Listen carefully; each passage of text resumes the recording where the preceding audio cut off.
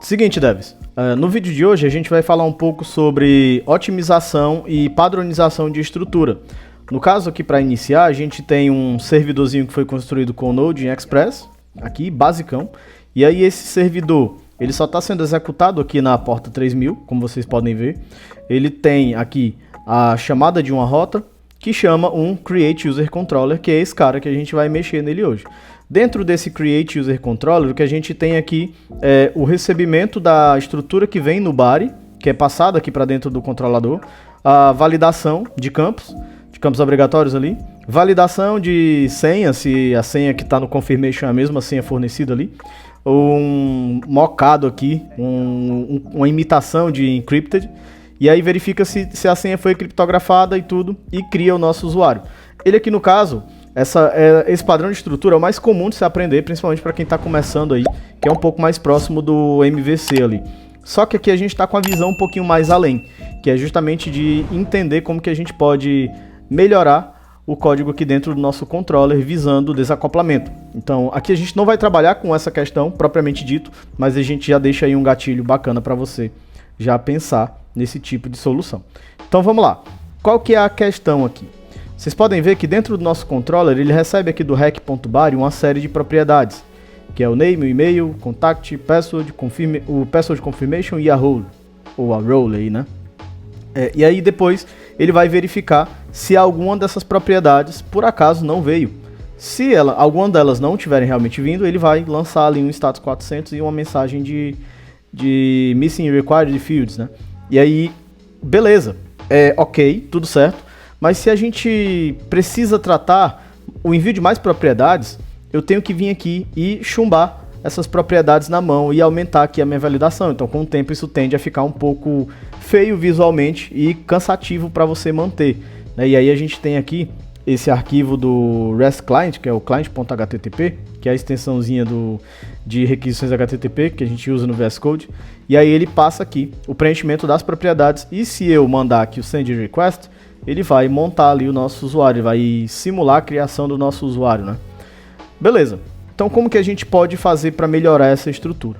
Existem alguns padrões que os devs adotam aí para poder fazer essa otimização. Uma que eu gosto bastante e que eu vou apresentar logo em seguida, consiste em condensar tudo isso em um object keys, e aí a gente consegue extrair as keys aqui dessas propriedades, desses objetos, para poder fazer ali as validações. Só que uma das que a turma costuma utilizar bastante é criando uma variável de required fields, e aí ela origina aqui um array com essas propriedades. E aí logo em seguida como que é feito essa validação. A gente utiliza um for para poder iterar com esse array. E aí eu vou chamar aqui o const field of required fields. E aí no final a gente faz a validação para ver se, por acaso, no nosso rec.body não está vindo nenhum desses fields, que são os fields aqui que estão sendo passados para o nosso array. E aí a gente pode lançar aqui o erro 400, né? E passar a mensagem missing required fields, assinalando aqui qual field não foi passado. Isso vai funcionar? Vai funcionar perfeitamente. Então se eu vier aqui e remover o John Doe e mandar a request, ele vai retornar para a gente ali a mensagem de que o missing required field name não veio, né? E aí tudo bem. Só que na minha concepção, qual o problema que a gente tem com essa abordagem também? Mesmo caso, ao invés de eu puxar uma validação, puxar um if a mais aqui, aumentando as propriedades que eu estou passando, eu ainda continuo tendo que alimentá-las em algum lugar.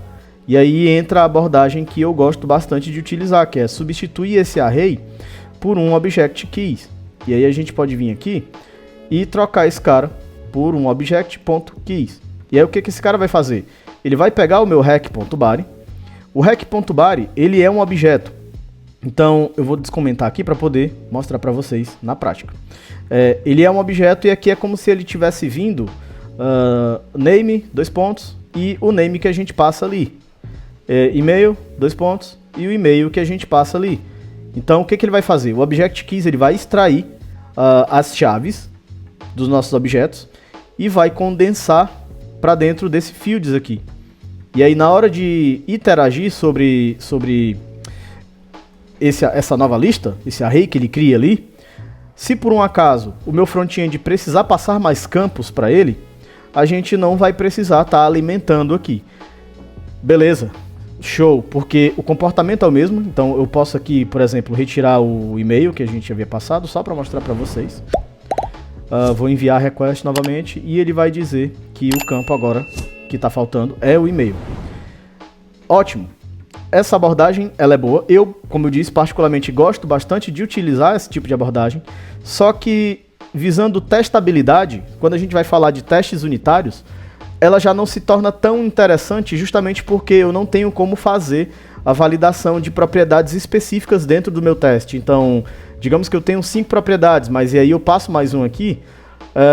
Por mais que o meu teste valide 2 ou 3 propriedades, ele vai passar sempre. Isso porque eu nunca estou fazendo aqui aquilo que eu rotulo como chumbar essas propriedades aqui dentro. Mas são estratégias interessantes do contexto de separação de estruturas e de otimização, que meio que a gente não precisa controlar isso daqui de forma manual. E aí imagina se a gente estivesse utilizando dentro dessa controller o paradigma de classe. Eu poderia ter aqui uma classe createUserController e aí eu poderia criar isso daqui como sendo um método privado e utilizar esse método dentro do meu controller propriamente dito para poder fazer ali as validações dentro do meu handle, né? Então, essa estrutura, essa abordagem, ela é uma das também muito utilizadas. Então, a gente tem aqui, nesse caso, a otimização do código que a gente tinha de início. E esse é o conteúdo, esse é o vídeo, espero que vocês tenham gostado aí. Eu espero que tenha contribuído e compartilhado o conhecimento com vocês, vocês tenham aprendido algo de novo aqui. E fica com a gente, deixa o like no vídeo, não esquece de comentar e compartilhar com a comunidade para a gente poder seguir crescendo. Vamos que vamos!